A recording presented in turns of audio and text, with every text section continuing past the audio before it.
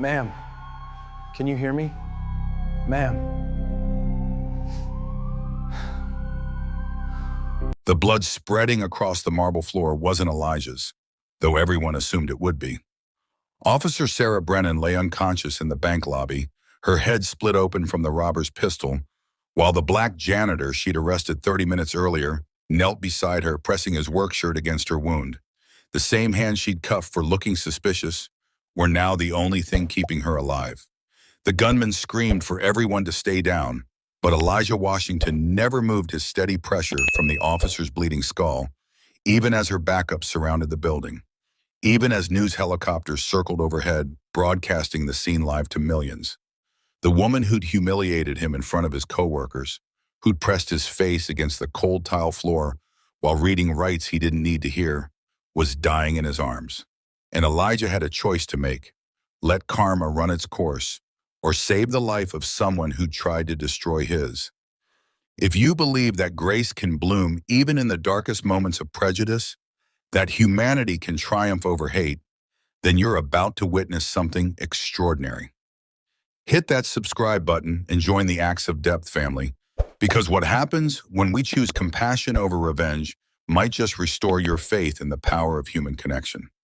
6 hours earlier, the morning had started like every other for Elijah Washington. He'd arrived at First National Bank at 5 a.m., using his master key to enter through the service entrance. At 58 years old, with silver threading through his close-cropped hair and deep lines earned from decades of honest work, Elijah had cleaned this bank for 12 years. He knew every marble tile, every brass fixture, every plant in the executive offices by heart. The security guards knew him. The tellers who arrived early knew him. Even the bank president would nod good morning when their paths crossed. But Officer Sarah Brennan didn't know him. She'd been on the force for 3 years, recently transferred from a larger city where she'd earned commendations for her proactive policing.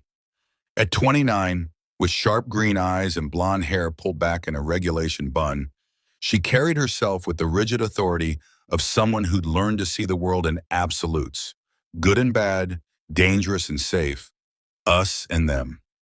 She'd been parked outside the bank that morning, drinking coffee and scanning for anything that might justify her instincts, when she saw Elijah exit through the front door carrying a black garbage bag. Something about the sight triggered every assumption she'd been nursing since the academy. A black man leaving a bank before opening hours, carrying something heavy, looking around before heading to the dumpster. Never mind that he wore a uniform with Washington Janitorial Services embroidered on the pocket. Never mind that he was simply taking out trash like he did every morning. Sarah's hand was already on her weapon as she exited her patrol car. "Sir, stop right there. Drop the bag and show me your hands." Elijah froze mid-step, the garbage bag still in his grip. He'd heard that tone before, not often in this small Connecticut town where he'd lived his whole life, but enough times to know that sudden movements could transform suspicion into tragedy. Slowly, he set the bag down and raised his hands, his work gloves still covered in cleaning solution. "Officer, I work here. I'm the janitor. I'm just taking out the trash before the bank opens. I said hands where I can see them. Do not move." Sarah's voice carried across the empty street, sharp enough to draw attention from the coffee shop across the way, where early customers pressed against the windows. She approached with her hand on her holster, her body language broadcasting threat assessment with every step. "Ma'am, my ID badge is on my shirt. You can call the bank manager, Mr. Peterson. He knows me. I've worked here for—" "Are you refusing to comply?" Sarah cut him off, her training kicking in, subject attempting to talk his way out. Possible diversion tactic. "Turn around." Hands against the wall. Elijah's shoulders sagged with a familiar weight. He'd been 16 the first time he'd been stopped for walking through his own neighborhood. 42 years later, with gray in his hair and arthritis in his knees, he was still having to prove he belonged. He turned slowly, placed his palms against the bank's brick wall, and waited while Officer Brennan patted him down with unnecessary roughness. She found his wallet, his keys with the bank's service entrance fob, his phone with pictures of his grandchildren on the lock screen. She found the banana and granola bar he'd packed for his break. She found the small Bible he carried in his back pocket, worn soft from years of reading during lunch. and she found nothing that justified her suspicion except the color of his skin. But admitting error wasn't part of Sarah's training. Instead, she noticed the keyring had what looked like a lockpick tool, actually a gift from his grandson, a tiny screwdriver for fixing glasses. That was enough. The cuffs came out with practiced efficiency. "You're under arrest for possession of burglary tools and suspicious behavior near a financial institution." "Officer, please." "That's for my glasses. I'm diabetic. I need special lenses. Please, just call the bank." The crack of Elijah's head hitting the floor when Nafre assisted him to the ground echoed across the street. Blood immediately began pooling from a cut above his eyebrow. The coffee shop customers were recording now, their phones capturing every moment as Sarah pressed her knee into Elijah's back while reciting Miranda rights to a man whose only crime was doing his job while black.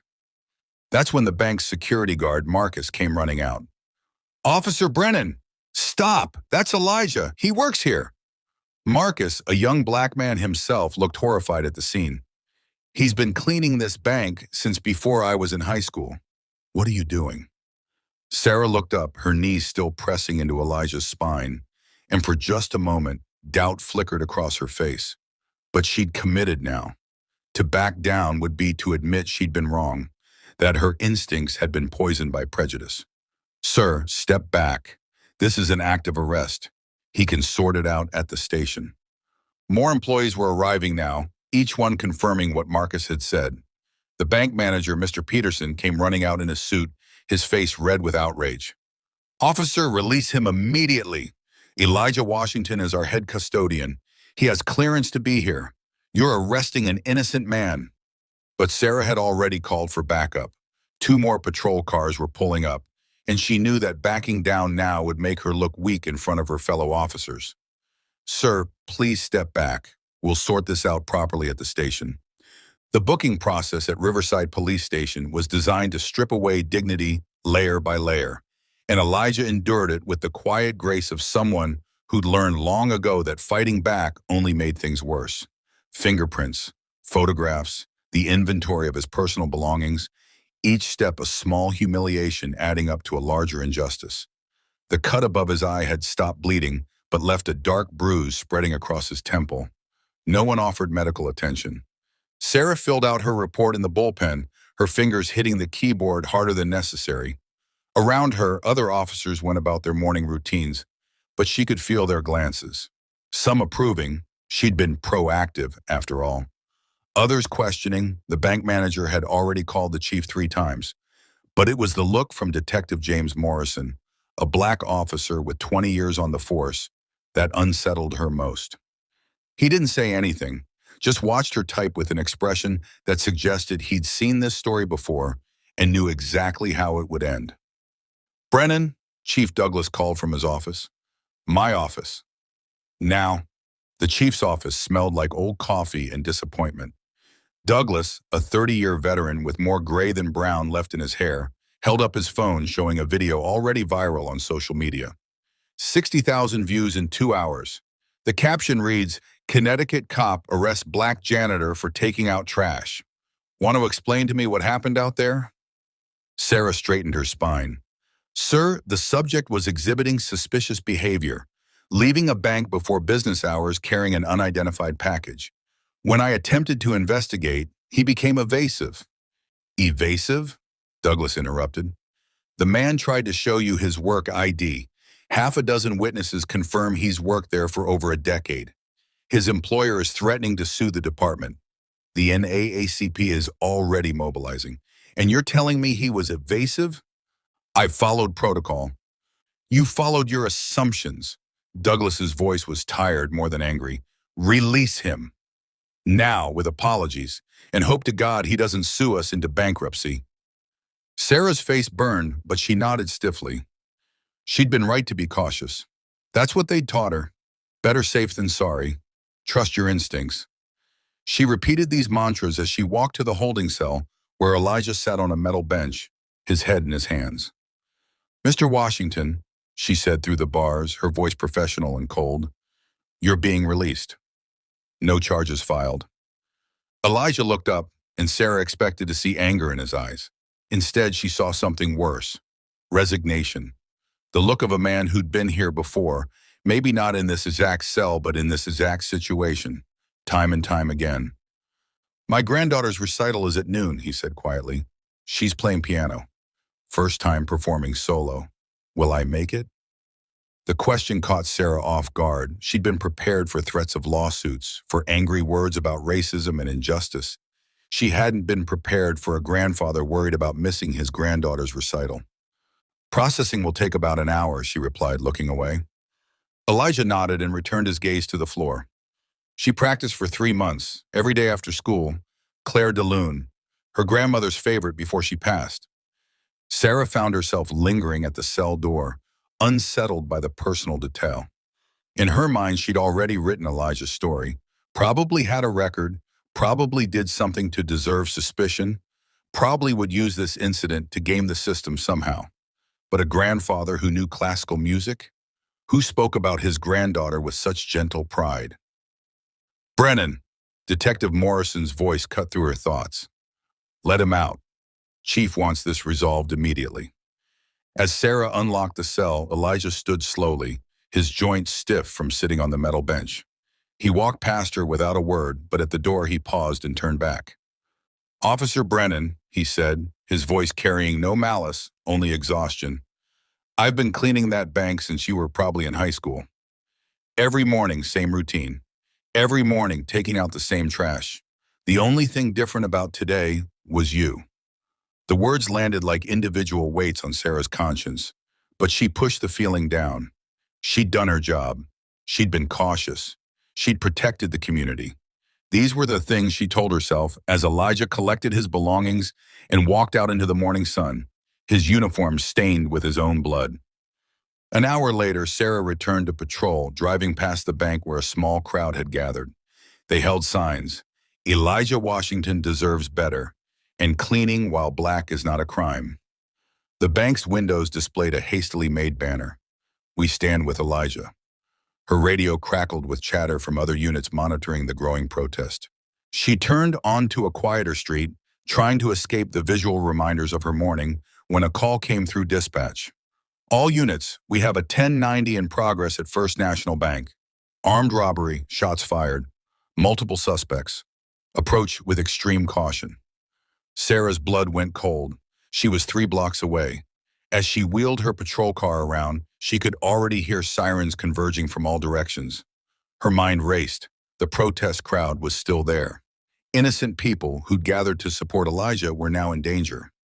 She screeched into the bank's parking lot just as 2 masked men burst through the front doors, automatic weapons raised.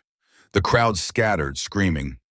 Sarah barely had time to exit her vehicle before one of the gunmen spotted her and opened fire. The first bullet caught her in the vest, spinning her around. The second grazed her head, sending her crashing to the pavement. Through the haze of pain and confusion, she heard footsteps running toward her. Not the gunmen. They were fleeing in the opposite direction. Someone was coming to help. Her vision blurred, but she could make out a figure kneeling beside her, pressing something against the burning pain in her head. "Stay with me, officer. Help is coming. Just stay with me." She knew that voice, calm, steady, without a trace of anger.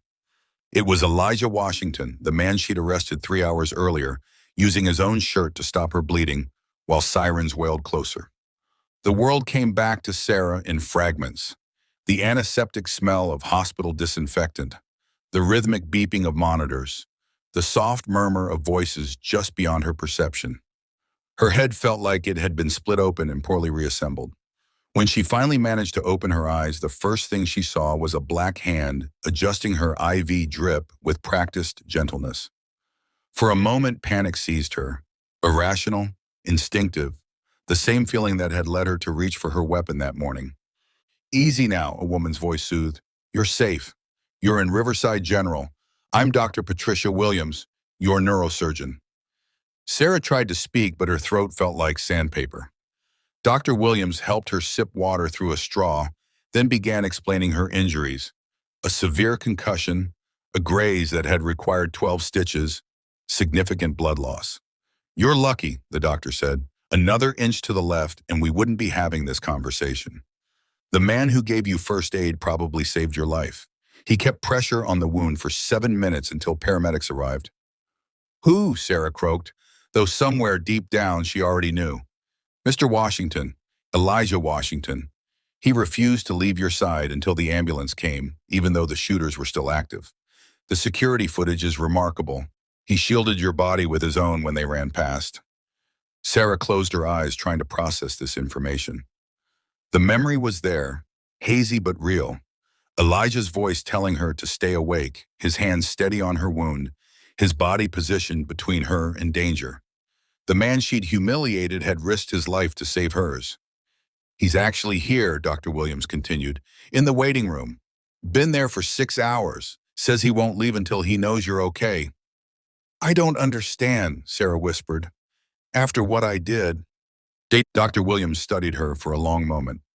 Mr. Washington is a deacon at First Baptist. He says forgiveness isn't about the person who wronged you. It's about freeing yourself from carrying their poison.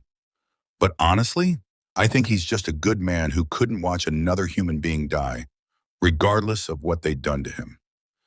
When Dr. Williams left, Sarah lay alone with her thoughts and the weight of Elijah's grace. She thought about her father, a cop in Boston who'd filled her childhood with stories about them and us, about staying vigilant, about never letting your guard down.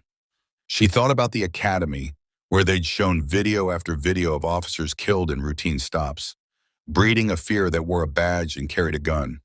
She thought about every assumption she'd made that morning, each one a small betrayal of the oath she'd taken to protect and serve all citizens equally. A soft knock interrupted her thoughts. Chief Douglas entered, followed by Detective Morrison. Their faces were grave. Brennan, the chief began, we need to talk about this morning. The video has over 3 million views now. The department is facing a civil rights investigation. The mayor wants your badge. Sarah nodded, expecting nothing less. But Detective Morrison stepped forward. However, Mr. Washington has refused to press charges or file a civil suit. He's actually asked to speak on your behalf at the review hearing. Says he believes people can change, that one moment doesn't define a lifetime. Why? Sarah asked, her voice breaking. Why would he do that? Morrison's expression softened slightly. 20 years ago, I was you. Young, trained to see threats everywhere, especially in faces that look like mine. I arrested an innocent kid because he fit the description. That kid's father could have destroyed my career. Instead, he mentored me, taught me the difference between being a warrior and being a guardian. That man was Elijah Washington's older brother, Samuel. The revelation hit Sarah like another bullet. The Washington family had already forgiven one officer's prejudice, had already chosen grace over revenge once before, and now Elijah was continuing that legacy with her. He wants to see you, Morrison said. If you're willing. Sarah's chest tightened with something between fear and shame. How do you face someone whose humanity you denied, whose dignity you stripped away, whose life you disrupted for no reason other than the color of their skin? How do you accept forgiveness you haven't earned and probably don't deserve? Send him in, she whispered. Elijah entered quietly, still wearing the same blood-stained uniform from that morning, her blood on his shirt, a visual reminder of his sacrifice. He pulled a chair close to her bed and sat down with the careful movements of someone whose body had worked hard for decades. Up close, she could see the bruise her handcuffs had left on his wrists, the cut above his eye from when she'd pushed him down. How are you feeling, Officer Brennan? His voice carried the same steady calm that had kept her anchored while she bled on the pavement. Sarah started, then stopped. The automatic fine died on her lips. I'm ashamed. I'm sorry. I don't understand why you saved me. Elijah was quiet for a moment, his dark eyes studying her with a depth that made her want to look away. My grandmother used to say that hate is a poison you drink hoping someone else will die. This morning you saw a black man and feared for your safety. This afternoon I saw a human being bleeding and feared for their life. The difference is that your fear made you smaller, meaner. My compassion made me bigger than my hurt. I could have cost you everything, Sarah said, tears running down her face. Your job, your freedom, your granddaughter's recital. You did cost me the recital, Elijah said quietly. Emma played beautifully, I heard. My son recorded it on his phone. But you know what she said when she found out why I missed it? She said, Grandpa, you were being a hero. Not because I saved you, she doesn't know about that yet, but because I didn't let them break me. Because I came home with my dignity intact. The days following Sarah's release from the hospital became a masterclass in public reckoning. The video of Elijah's arrest played on every news channel, dissected by pundits who debated police bias, systemic racism, and the miracle of grace that had followed.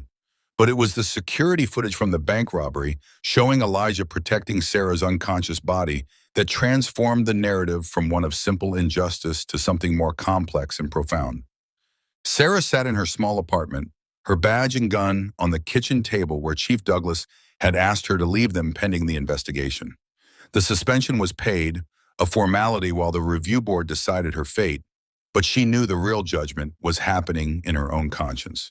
She watched the footage obsessively, frame by frame, herself approaching Elijah with unwarranted aggression, him raising his hands in surrender, the unnecessary force of the arrest. Then the second video, Elijah running toward her fallen body while everyone else fled, his complete disregard for his own safety. Her phone rang constantly, reporters wanting her side of the story, fellow officers offering support or condemnation, her father calling from Boston, ranting about the liberal media crucifixion and how she'd done nothing wrong. She didn't answer any of them. Instead, she found herself reading books she'd never thought to open before. The New Jim Crow, Just Mercy, Between the World and Me. Each page was a mirror reflecting back a reality she'd been trained not to see. On the fourth day, she drove to First Baptist Church. Not for Sunday service, she couldn't face a crowd yet, but for the Thursday evening Bible study that Elijah led. She sat in her car for 20 minutes, watching people enter the modest brick building. Families, elderly couples, teenagers grudgingly dragged by their parents. All of them black, all of them walking into a space where she would be the outsider, the threat, the unwelcome reminder of Tuesday morning's humiliation. But she went in anyway. The basement classroom fell silent when she appeared in the doorway. 20 pairs of eyes turned toward her, recognition flashing across faces. Someone whispered, "That's her." Someone else muttered something unintelligible but clearly hostile.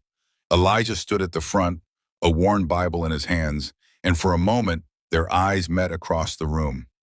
"Sister Brennan," as he said, and the use of sister sent a ripple of surprise through the room. "We're studying forgiveness tonight. Seems fitting you join us. Please, have a seat." An elderly woman shifted to make room on a bench, though her expression suggested she'd rather not. Sarah sat down, hyper-aware of every movement, every glance, every whispered comment. Elijah continued teaching as if her presence was perfectly normal, talking about Peter's denial of Christ, about redemption after failure, about the courage it takes to face those you've wronged. Forgiveness, Elijah said, his voice filling the small room, isn't about forgetting. It's not about pretending the hurt didn't happen. It's about choosing to break the cycle. It's about saying, you knocked me down, but I refuse to stay there, and I refuse to knock you down in return.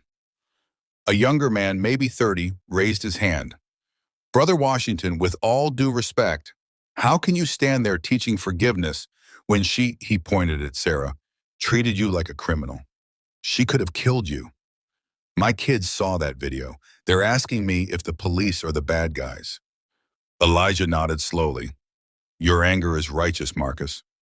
What happened was wrong, but look what happens when we choose another way. Officer Brennan is here in our space, vulnerable and seeking understanding. That takes courage. Change doesn't come from winning fights, it comes from changing hearts. And hearts change one at a time, through proximity, through relationship, through grace." "She doesn't deserve grace," someone else said. "None of us do," Elijah replied. "That's what makes it grace." After the study, as people filed out giving Sarah a wide berth, Elijah approached her. "Thank you for coming. I know that wasn't easy." "I need to do more," Sarah said. "Apologizing isn't enough. Suspension isn't enough. I don't know how to fix this." "You can't fix it," Elijah said simply. "You can't undo Tuesday morning. but you can decide who you'll be tomorrow morning and every morning after that. Change isn't a moment, Officer Brennan. It's 1,000 small choices made every day to see people instead of threats, to choose curiosity over assumption, to protect and serve all people, not just the ones who look like you. The review board meets Monday, Sarah said. They'll probably fire me. Maybe, Elijah agreed. Or maybe they'll see what I see, an officer at a crossroads, with the opportunity to become the kind of cop this community needs. Someone who's faced their prejudice and chosen to grow beyond it. Would you really speak for me? After everything? Elijah pulled out his phone and showed her a photo, a young girl at a piano, beaming with pride. That's Emma, my granddaughter, 11 years old. In 7 years, she'll be driving. In 10 years, she'll be in college. I want her to live in a world where officers see her as human first, threat never. If speaking at your review helps create one more officer who'll see her that way, then yes, I'll speak. Sarah looked at the photo, a beautiful child with Elijah's eyes and gentle smile. For the first time, she truly understood what her assumptions could cost. Not just jobs or lawsuits, but futures, dreams, the next generation's ability to trust those sworn to protect them. There's something else, Elijah said. The bank wants to do something. A scholarship program for kids from our neighborhood, funded partly by the settlement they're offering me for the unlawful arrest. They want to call it the Washington Brennan Second Chances Fund. Sarah's head snapped up. What? No, it should just be your name. You're the hero here. Heroes and villains are for movies, Elijah said. Real life is messier. You made a terrible mistake, but you also chose to face it, to sit in that room tonight, surrounded by people who had every right to reject you. That's not heroic, but it's human. And humanity, Officer Brennan, is what's been missing from these interactions for too long. The review board hearing took place in a packed city council chamber, with overflow crowds watching on screens in the lobby. Sarah sat at a table facing 5 board members, her uniform crisp but her badge still absent. Behind her, the gallery buzzed with tension.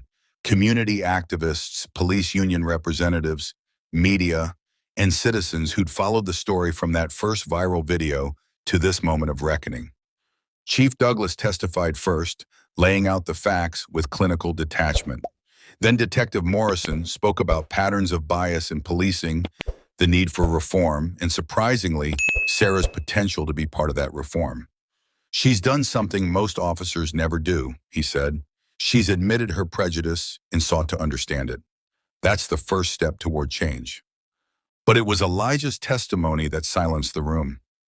He walked to the podium with deliberate dignity, wearing his Sunday suit, the one he'd bought for his wife's funeral 3 years ago, though no one knew that detail except his family. He adjusted the microphone, looked directly at Sarah, then addressed the board. My name is Elijah Washington. I've been a janitor for 37 years. I've raised 3 children, put them all through college by working nights and weekends. I've been stopped by police 14 times in my life for no reason other than being black in the wrong place, or the right place at the wrong time. Officer Brennan's arrest was number 15. He paused, letting the number sink in. Each time I've complied. Each time I've been respectful. Each time I've gone home and told my children that most officers are good people, that the system will get better, that their generation will see change. But this time was different. This time, the officer who wronged me had to face me as a human being. She had to reckon with what she'd done not in abstract terms of policy and procedure, but in the concrete reality of my blood on her hands, and then her blood on mine. Elijah pulled out a piece of paper. This is a letter from my granddaughter, Emma. She wanted me to read it today. He cleared his throat. Dear Review Board, my grandpa missed my recital because Officer Brennan arrested him for being black. I was hot and angry, but then Grandpa saved her life, and I asked him why. He said because that's what good people do. They help others, even when those others haven't been good to them. I think Officer Brennan should keep her job, but only if she promises to be a good person from now on. And she should come to my next recital. Grandpa says she needs to see what she almost took away. Signed, Emma Washington, age 11. Several board members wiped their eyes. In the gallery, Sarah saw hardened activists dabbing at tears. The child's words had cut through the rhetoric and politics to the heart of the matter: humanity, accountability, and the possibility of redemption. I agree with my granddaughter, Elijah continued. Officer Brennan should keep her job, but with conditions. Mandatory bias training, yes. Community service, certainly. But more than that, she should be assigned to our neighborhood. She should walk our streets, meet our families, learn our names, not as punishment, but as education. She should become the officer we need, one who sees us first as neighbors, then as citizens to protect. Mr. Washington, one board member asked, how can you trust her after what she did? I don't trust her yet, Elijah replied honestly. Trust is earned through consistent action over time. But I believe in the possibility of change because I've seen it. Detective Morrison mentioned his own journey. 20 years ago, he arrested my nephew wrongfully. Today, he mentors young Black officers and fights for reform from within. People can change, but only when we give them the space to do so. The board deliberated for 2 hours. When they returned, the chairwoman's expression was unreadable. Officer Brennan, please stand. Sarah rose on unsteady legs, her hands clasped tightly in front of her. This board finds that you violated multiple department policies and exhibited clear racial bias in your arrest of Mr. Washington. Under normal circumstances, this would result in immediate termination. She paused. However, these are not normal circumstances. Mr. Washington's extraordinary grace and specific request, combined with your apparent willingness to confront your biases, have convinced us to offer an alternative. You will undergo 6 months of intensive retraining, including riding along with Detective Morrison in predominantly Black neighborhoods. You will complete 200 hours of community service, specifically in the neighborhood where Mr. Washington lives. You will attend monthly reconciliation sessions with community leaders, and you will be on probation for 2 years, during which any similar incident will result in immediate termination without appeal. Additionally, the chairwoman continued, you will work with the department to develop new training protocols based on your experience, teaching other officers how unconscious bias operates and how to recognize it in themselves. Your mistake will become a teaching tool, your growth a model for others. Do you accept these terms? Sarah's voice was thick with emotion. Yes, ma'am. I accept. As the hearing concluded, Sarah found herself face-to-face with Elijah in the hallway. Around them, reporters shouted questions and cameras flashed, but for a moment it was just the two of them. This isn't absolution, Elijah said quietly. You'll have to earn that every day. I know, Sarah replied. I'll spend the rest of my career trying to be the officer you deserved that morning. Don't be that officer for me, Elijah said. Be that officer for Emma, for every child who should be able to see the police as protectors, not predators. 6 months later, Officer Sarah Brennan walked her new beat, Elijah's neighborhood. Children who once scattered when they saw her uniform now called out greetings. She knew their names, their parents, their dreams. She attended Emma's spring recital, sitting in the back row with tears streaming down her face as the girl played a piece called Amazing Grace. After the performance, Emma approached her. Officer Brennan, my grandpa says you're different now. Are you? Sarah knelt to meet the child's eyes. I'm trying to be, Emma. Every day, I'm trying. Good, Emma said simply, because my grandpa believes in second chances. He says that's what makes us human, not that we don't fall, but that we help each other get back up. The Washington Brennan Second Chances Fund has since sent 17 students to college. Sarah speaks at police academies nationwide, sharing her story of prejudice and redemption. She and Elijah occasionally have coffee, not as officer and victim, but as two people who've seen each other at their worst and chosen to build something better from the wreckage. And every morning when Sarah pins on her badge, she remembers the weight of Elijah's hands on her bleeding head, the steady pressure that saved her life. It reminds her that protection and service aren't about power or authority. They're about recognizing the humanity in everyone, especially those we're trained to fear.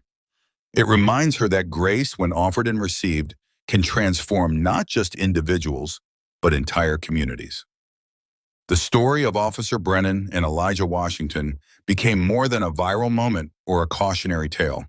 It became proof that change is possible, that prejudice isn't permanent, and that sometimes the most powerful force for justice isn't punishment. It's the radical act of seeing each other as human, worthy of dignity, capable of growth, and deserving of second chances. In a world quick to cancel and slow to forgive, Elijah Washington showed us another way.